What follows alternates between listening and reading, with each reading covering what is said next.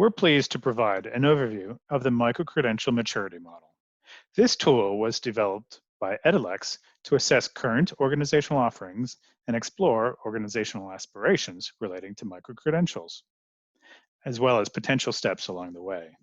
It is intended as a tool that should be referred back to periodically to review progress and to reassess goals. Let's first look at the phases. As you can see in this overview, the micro-credential maturity model segments micro-credential deployments into 5 phases, ranging from initial exploratory experiments through to an immersive integrated experience. During an assessment of an organization, we typically map individual facet components across a range of stages. This is not intended as a prescriptive model, expecting organizations to proceed systematically and unilaterally from one phase to the next. Instead, the importance and value of each facet will vary by institution and by the targeted outcomes. Now let's look at facets. Along the vertical axis of the micro-credential maturity model, important factors are segmented into 7 facets. We will explore each of these facets and its subfacets in detail.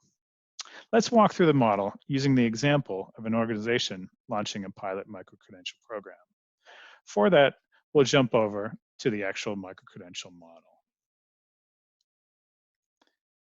First, purpose. It's critical to understand your long-term outcomes that you're seeking from your micro-credential program.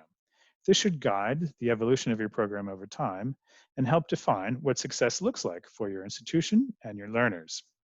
We received fantastic external feedback on the model around explicitly exploring and detailing your desired outcomes and why the institution is pursuing this, which led directly to the purpose being highlighted as the first facet. In our example, as for our walkthrough, we're looking at a pilot with a single skill. But the question to ask, is that ultimately leading in the direction you want to head? And we've seen that temporary pilot decisions sometimes take on a life of their own. So please consider the longer-term holistic view. But in our case, we are doing preliminary research, so that is our purpose. But again, we do want to think about what are we looking at the ultimate outcomes for the institution as well as your learners. Scope. What are you looking to certify with your micro-credentials?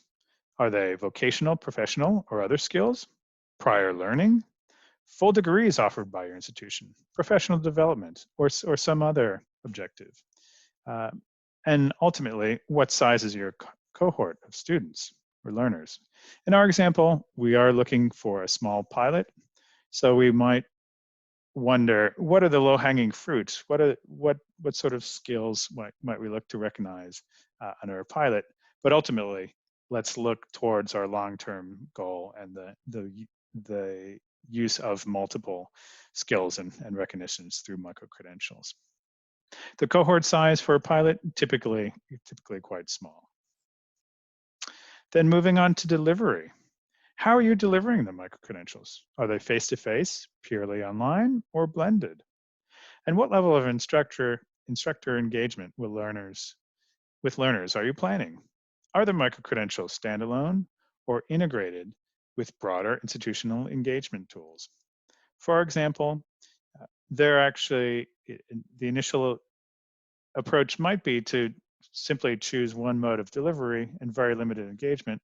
However, as we look towards the longer-term view, our institution may decide to move to a variable approach to ensure that even in the pilot phase, we're getting some very important feedback. Next, moving on to systems and analytics. What systems will assist the delivery of your micro-credentials? This can range from badging tools in conjunction with a learning management system, up through the deployment of a micro-credential management platform like Credentialate, as well as integration with student information systems and analytics tools. For our example, it's just a pilot, so the first instinct might be to just simply use a badge issuer with the LMS. But consider, what insights do you need from your pilot? Are you actually better off incorporating a more robust systems architecture? So even though it is a pilot, you may consider looking at exploring some of these more advanced platforms to enable you get that really insightful feedback that can feed into your longer term deployment. So that concludes the first page of the micro-credential maturity model. Let's continue our exploration with the second page of the micro-credential maturity model. The next facet is curriculum. Curriculum explores individual micro-credentials and how they're selected or approved. Typically in a pilot, you may only have a handful of them and they may be manually selected. But ultimately, how do the micro-credentials relate to each other? Are they standalone or do they stack on top of each other? Are they latticed together? From a content perspective, pilots will typically reuse content, but over time, bespoke content is developed to maximize the outcomes from the micro-credential. Having learning analytics in place can help identify areas for development.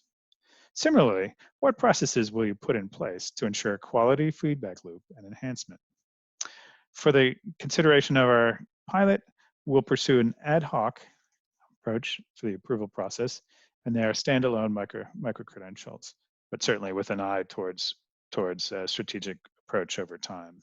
In terms of the instructional content, we'll be likely reusing existing content, and because it is a pilot, we won't incorporate the systematic quality assurance processes, but over time, it will fall within the regular curriculum review and academic governance processes.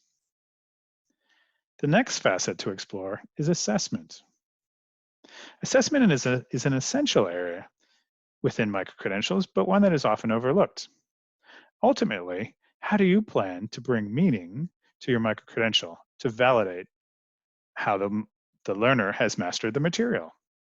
Assessment with a planned transition towards authentic assessment provides that validation and meaning.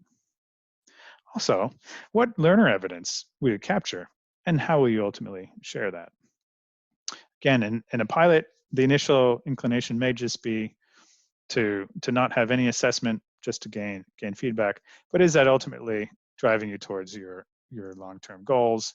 In this case, we've decided that we will collect at least limited and quantitative assessment, similarly with the learner evidence, and with a view that will provide us better information internally and ultimately better validation of the micro-credential itself. The final facet is learner lifecycle. The success of a micro-credential program ultimately comes down to the learner experience. It's critical to walk through the learner journey to identify any challenges or roadblocks along the way and how they can be improved. The proper contextualization of your micro-credentials within your broader curriculum will align them with your holistic approach and systems to learner engagement and support.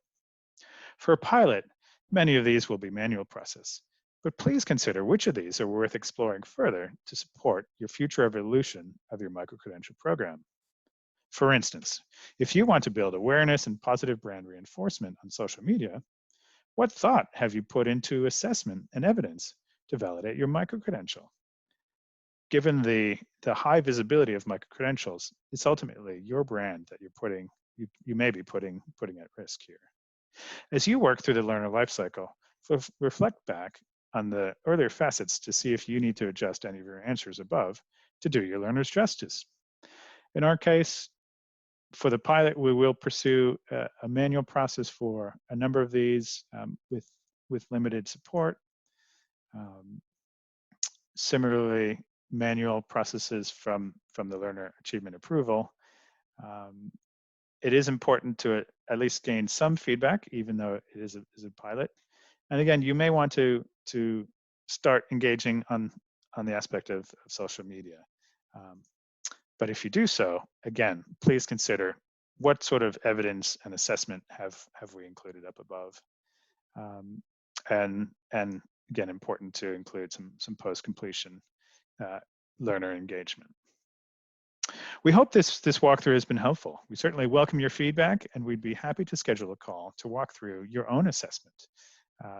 And as you walk through this yourselves, you might choose to first do your self-assessment of a pilot phase, and then ultimately where you'd like to the stages that you'd ultimately like to achieve.